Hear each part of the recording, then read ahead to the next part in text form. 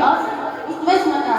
The Minangkabau is a settled legendary origin, often associated with the story of a victory in a buffalo fight.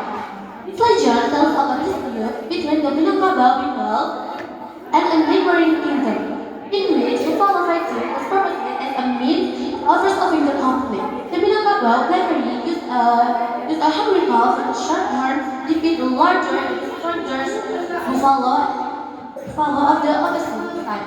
This giving rise the name Minangkabau, which can be translated as victorious buffalo.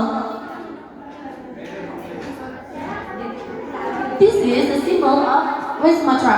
This symbol is used in 1997. The Musaka is a red old West Sumatra writing and shaped a Gadang house of 5 points star at the top and a trilogy white banner wave. The motto is Tua Tamato.